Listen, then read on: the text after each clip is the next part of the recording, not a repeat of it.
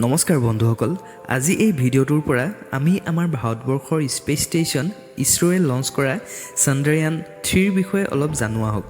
আৰু এই মিছন আমাৰ ভাৰতবৰ্ষৰ বাবে ইমান ইম্পৰ্টেণ্ট বা গুৰুত্বপূৰ্ণ কিয়, ইয়াৰ বিষয়ে আমি জানিবলৈ অলপ চেষ্টা কৰোৱা হওক। তেন্তে ভিডিঅ'টো আৰম্ভ কৰোঁ। বন্ধুসকল, চন্দ্ৰ বা জোনবাইটো আমাৰ পৃথিৱীৰ একমাত্ৰ প্ৰাকৃতিক উপগ্ৰহ হয় আৰু ইয়াৰ জন্ম আমাৰ পৃথিৱীৰ সৃষ্টি হোৱা বহু বছৰৰ পাছত এই চন্দ্ৰটো অস্তিত্বলৈ আহিছিল আৰু তেতিয়াৰ পৰা এই চন্দ্ৰই আমাৰ পৃথিৱীক কেন্দ্ৰ কৰি ঘূৰি আছে। এই চন্দ্ৰ আমাৰ পৰা 3,84,000 কিলোমিটাৰ দূৰত অৱস্থিত হৈ আছে আৰু আমাৰ বৈজ্ঞানিকসকলৰ ৰিচাৰ্চৰ পৰা আমি গম পাইছোঁ যে এই চন্দ্ৰ আমাৰ পৰা প্ৰতি বছৰে 3 চেণ্টিমিটাৰ দূৰ হৈ গৈ আছে। আমাৰ এই চন্দ্ৰটো দেখিবলৈ যথেষ্ট সহজ হ'লেও ই নিজৰ মাজত এনে কিছুমান কথা আৰু সম্পদ লুকুৱাই ৰাখে যিয়ে আমাক ভৱিষ্যতত মাল্টি প্লেনেটৰী স্পেচিছ বনাত যথেষ্ট সহায় কৰিব। আৰু এই মাল্টি প্লেনেটৰী স্পেচিছ মানে হৈছে এনে এটা জীৱ প্ৰজাতি যি নিজৰ গ্ৰহৰ লগতে বহু গ্ৰহত জীৱন নিৰ্বাহ কৰিব পাৰে।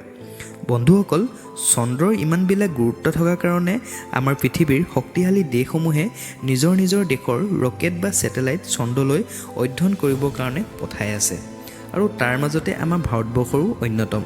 2008ত আমাৰ ইছৰোৱে বৈজ্ঞানিকসকলে চন্দ্ৰয়ান 1 লঞ্চ কৰিছিল আৰু 2019ত চন্দ্ৰয়ান 2 লঞ্চ কৰিলে আৰু বৰ্তমান 2023ৰ 14 জুলাই তাৰিখে আবেলি 2:35ত চন্দ্ৰয়ান 3 লঞ্চ কৰিলে। আৰু আজি আমি এই চন্দ্ৰয়ান 3ৰ বিষয়ে অলপ জানিবলৈ চেষ্টা কৰোঁ আহক। আৰু লগতে সকলো দেশে চন্দ্ৰলৈ যাবলৈ ইমান ইচ্ছুক কিয় হৈ আছে আৰু তাৰ বিষয়ে অলপ জানিবলৈ, আৰু চন্দ্ৰৰ দক্ষিণ অংশত আজিলৈকে কিয় কোনো যাব পৰা নাই তাৰ বিষয়ে অলপ জানিবলৈ চেষ্টা কৰোঁ আহক। বন্ধুসকল, 2008ত আমাৰ ভাৰতবৰ্ষই চন্দ্ৰয়ান 1ক লঞ্চ কৰিছিল, যি একমাত্ৰ স্পেচ অৰ্বিটৰী মিছন আছিল। ইয়াৰ যি সফলতাৰে নিজৰ কাম কৰি আহিছিল। ইয়াৰ মুখ্য কাম আছিল যে এই উপগ্ৰহটোৱে চন্দ্ৰৰ চাৰিওকাষে ঘূৰি তাৰ ওপৰত অধ্যয়ন কৰি আমাৰ ইছৰোলৈ ডেটা পঠিওৱা। আৰু এই মিছনৰ পৰা আমাৰ ভাৰতবৰ্ষৰ বিশ্বৰ প্ৰথমখন এনেকুৱা এখন দেশ বনিছিল যিয়ে আমাৰ চন্দ্ৰৰ পৃষ্ঠভাগত পানীৰ সন্ধান পাইছিল। আৰু এই খবৰ নাছাই পোৱাৰ পাছত চন্দ্ৰত পানীৰ অস্তিত্ব আছে বুলি স্বীকৃতি দিলে। চন্দ্ৰয়ান 1ৰ পাছত আমাৰ ভাৰতবৰ্ষৰ ইছৰোৰ বৈজ্ঞানিকসকলে 2019 চনত চন্দ্ৰয়ান 2 লঞ্চ কৰিলে আৰু এই মিছনটো চন্দ্ৰয়ান 1ৰ তুলনাত বেছি জটিল আছিল, কিয়নো এই মিছনত বৈজ্ঞানিকসকলে এটা অৰ্বিটৰ লগতে এটা লেণ্ডাৰ আৰু এটা ৰোভাৰ পঠিয়াইছিল। আৰু এই লেণ্ডাৰৰ কাম আছিল চন্দ্ৰৰ পৃষ্ঠভাগত ভালকৈ বা সঠিকভাৱে লেণ্ড কৰি ৰোভাৰটোৰ জৰিয়তে চন্দ্ৰৰ পৃষ্ঠভাগৰ বিষয়ে অধ্যয়ন কৰি পৃথিৱীলৈ ডেটা পঠিওৱা। কিন্তু মিছনটোত কিছুমান সমস্যা, যেনে চন্দ্ৰয়ান 2 মিছনৰ সময়ত আমাৰ বিক্ৰম লেণ্ডাৰটোৱে তত পৰিব লোৱা সময়ত আমাৰ পৃথিৱীৰ লগত তাৰ কমিউনিকেশ্যন অলপ খেলিমেলি হোৱাৰ কাৰণে এই বিক্ৰম লেণ্ডাৰটো চন্দ্ৰৰ পৃষ্ঠত ক্ৰেছ হৈ গ'ল আৰু এই চন্দ্ৰয়ান 2 মিছনটো সফল হ'ব নোৱাৰিলে।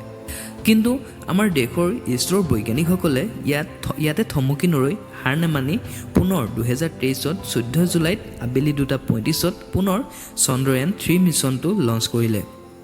আৰু এই মিছনটো যদি বৈজ্ঞানিকসকলে ভবামতে সফল হয় তেন্তে আমাৰ ভাৰতবৰ্ষৰ পৃথিৱীৰ 4 নম্বৰখন এনেকুৱা এখন দেশ বনিব যিয়ে চন্দ্ৰৰ পৃষ্ঠত অধ্যয়ন কৰিবলৈ সক্ষম হ'ব। বৰ্তমান সময়লৈকে আমেৰিকা, চাইনা আৰু ৰাছিয়াৰ দৰে শক্তিশালী দেশসমূহে এই কাম কৰিবলৈ সক্ষম হৈছে।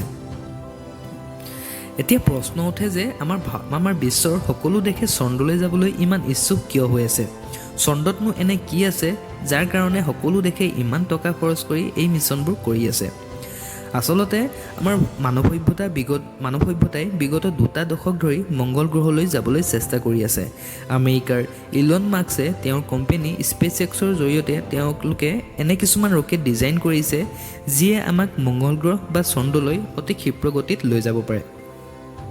আচলতে আমাৰ চন্দ্ৰত এনে কিছুমান সম্পদ আছে যিয়ে আমাক ভৱিষ্যতত জীৱন যাপন কৰাত যথেষ্ট সহায় কৰিব। বৰ্তমান সময়ত আমাৰ মানৱ সভ্যতাই আমাৰ পৃথিৱীত গ্ল'বেল ৱাৰ্মিঙৰ দৰে সমস্যাৰ সন্মুখীন হ'ব লগা হৈছে, যাৰ কাৰণে আমাৰ পৃথিৱীৰ উত্তাপ দিনক দিনে বহু ক্ষীপ্ৰ গতিত বাঢ়িবলৈ ধৰিছে।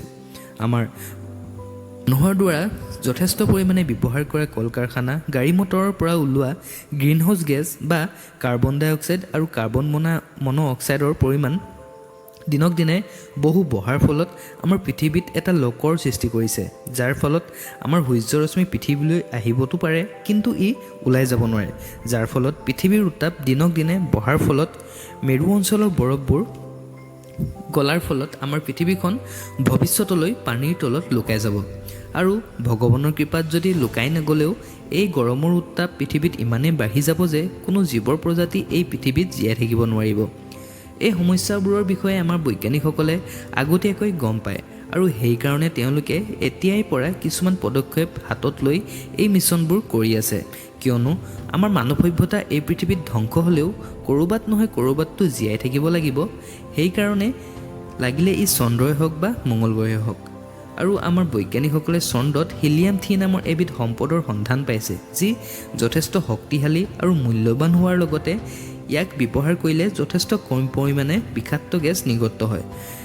ই প্ৰকৃতিৰ কাৰণে ইমান ক্ষতিকাৰক নহয়। আৰু এই হিলিয়াম-3 ইমানেই শক্তিশালী যে ইয়াক বিশ্বৰ সকলো দেশে নিজৰ কৰিবলৈ এটাৰ পিছত আনটো মিছন কৰিবলৈ গৈ আছে বা কৰিব লৈছে।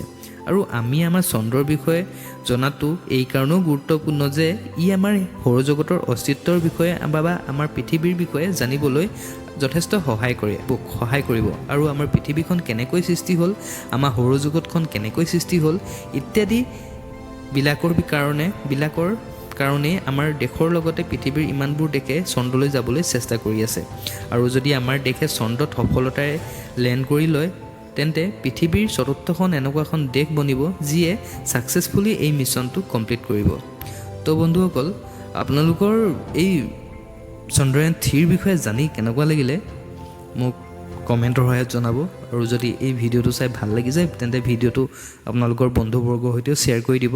আৰু এনেধৰণৰ নতুন নতুন আমেজিং আৰু ফেক্টৰ বিষয়ে জানিবলৈ মোৰ এই ফেক্ট চেনেলটো ছাবস্ক্ৰাইব কৰি দিব। আৰু লগতে জয় অসম।